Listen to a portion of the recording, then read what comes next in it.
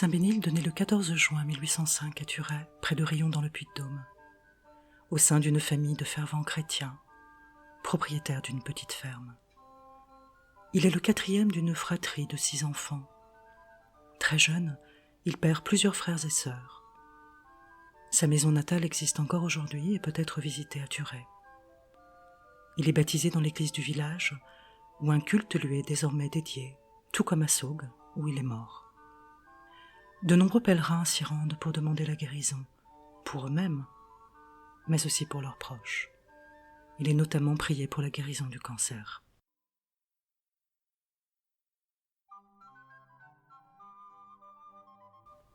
Dès son jeune âge, Pierre, de son nom de naissance, se montre intelligent et appliqué. Toujours premier à l'école. Il garde les vaches de la ferme et aide volontiers ses camarades à faire leurs devoirs. Très tôt, il ressent l'appel à devenir instituteur. Son maître, M. Delay, remarque ses talents et l'imagine bien un jour lui succéder. Un jour, lors d'une foire à Clermont-Ferrand, alors qu'il se trouve avec sa mère près de la cathédrale, Pierre aperçoit 2 hommes en soutane et rabat blanc. « Maman, qui sont-ils » ? Ce sont les frères des écoles chrétiennes. Ils font l'école. Maman, c'est ce que je voudrais faire. Eh bien, s'il le faut, on te mettra en pension chez les frères de Riom.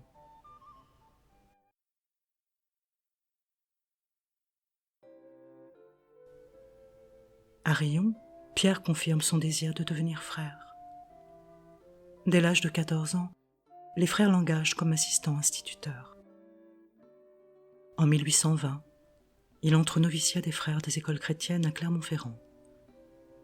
Il y prend l'habit religieux et le nom de frère Bénilde. Alors qu'il poursuit sa formation, un drame familial survient, sa mère décède. Malgré la tristesse, son père ne s'oppose pas à sa vocation. Frère Bénilde commence alors une carrière d'enseignant dans différentes villes, Aurillac, Moulins, Limoges, Clermont-Ferrand, puis Billon, où il est nommé directeur d'école.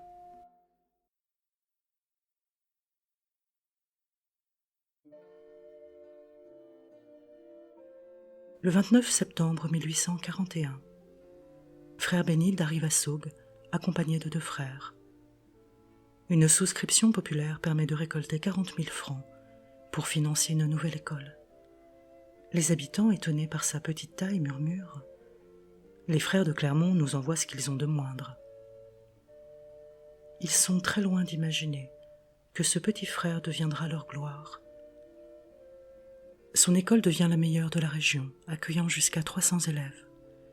Il reçoit une médaille d'argent du maire, mais reste humble. Sa seule ambition est de former de bons chrétiens. De nombreuses vocations religieuses naissent dans son école, ce qui le remplit de joie. Il a une tendresse maternelle pour ses élèves, surtout les plus pauvres ou les plus faibles, comme ce petit infirme qu'il retrouvera avec bonheur après une retraite spirituelle.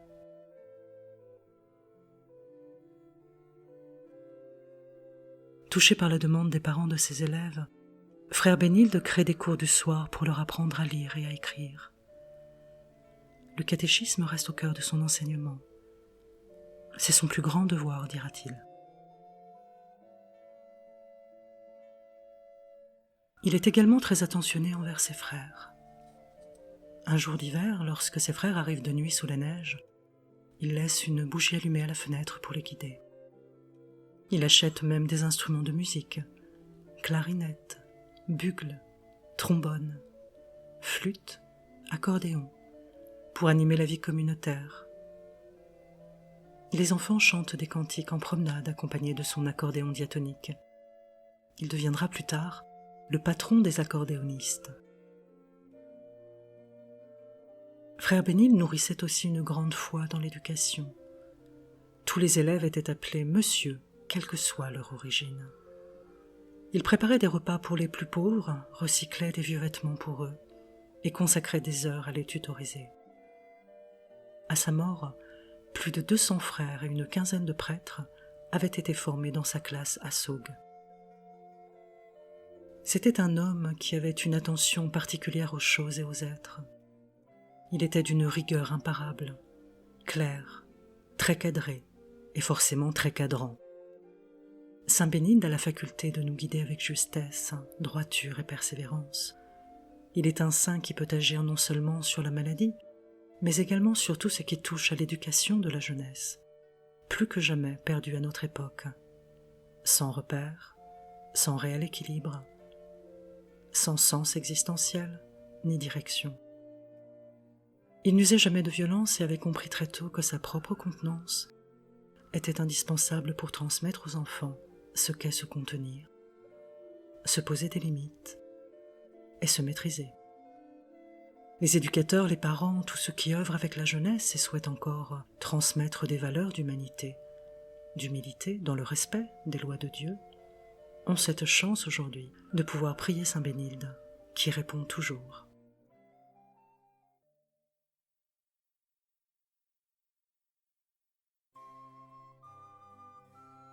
Frère Bénilde nourrit une grande dévotion envers la Vierge Marie et assiste à l'inauguration de Notre-Dame de France au Puy-en-Velay en 1860. Il prie aussi avec ferveur Saint Joseph, à qui il confie tous les soucis liés à son école. Saint Joseph, dit-il, le tire toujours d'affaire. Il ne quitte jamais l'Église sans se recueillir sur l'autel qui lui est dédié.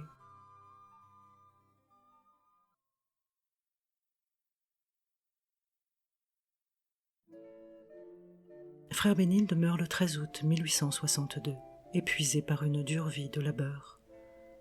Le 15 août, jour de l'Assomption, ses funérailles sont triomphales.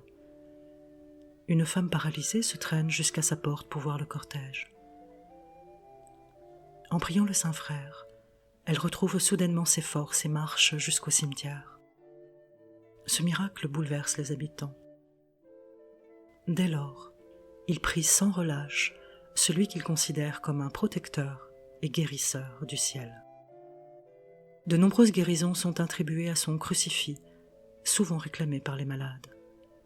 Depuis, des témoignages de grâce affluent, malades atteints de cancer, enfants condamnés, mères en détresse. Tous invoquent Saint Bénilde avec foi et obtiennent des guérisons inattendues. Avant de mourir, il avait promis de prier pour les Sauguins. Il tient parole.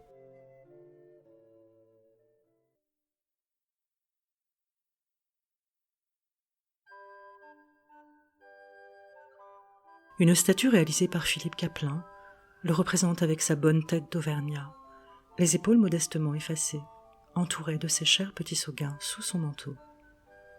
Frère Bénilde n'a rien accompli de spectaculaire, mais il a fait son devoir quotidien, avec une fidélité admirable.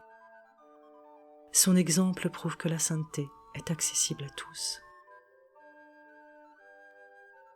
L'église Saint-Médard à Saugues conserve ses reliques dans une châsse latérale, lieu de pèlerinage.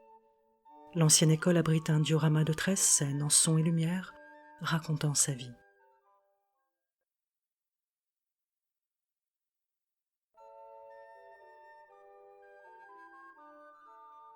Sa reconnaissance par l'Église débutera le 6 janvier 1928, où il fut proclamé vénérable par le pape Pie XI.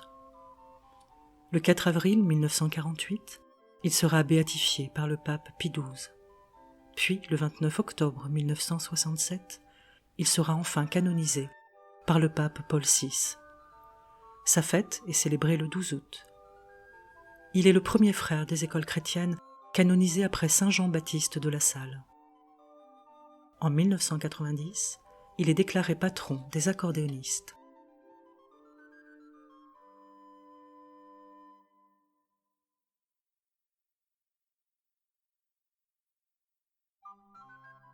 Aujourd'hui encore, la figure de Saint Bénilde continue d'inspirer les éducateurs, les parents, les croyants et tous ceux qui cherchent à vivre leur foi dans la simplicité du quotidien. Il n'a jamais cherché la gloire ni les honneurs. Son secret résidait dans la fidélité aux petites choses, dans l'amour patient et joyeux du prochain, dans la confiance absolue en Dieu. Sa vie nous rappelle que la sainteté n'est pas réservée aux héros ni aux savants, mais qu'elle est à portée de chacun, dans les gestes humbles du service, dans l'écoute, dans la bonté offerte sans bruit. Il a enseigné, il a consolé, il a éclairé les consciences, et aujourd'hui encore il prie pour nous depuis le ciel. Les souffrants, les enfants, les familles, les enseignants, les croyants simples et discrets, tous trouvent en lui un frère bienveillant, un intercesseur puissant, un modèle de vie chrétienne. Alors maintenant, tournons-nous vers lui avec confiance. Et à vous, éducateurs, parents, enseignants, croyants discrets et témoins de lumière, n'oubliez pas que par votre exemple, vous pouvez semer dans les cœurs jeunes les graines d'un avenir plus humain, plus ancré, plus vrai, fondé sur l'obéissance, la fidélité et l'humilité. En vous confiant à Saint Bénilde, vous pouvez recevoir de lui la force, la sagesse et la patience nécessaires pour transmettre des repères solides, pour guider avec amour et vérité, et ainsi épargner aux jeunes générations bien des souffrances, des manques et des pertes de sens.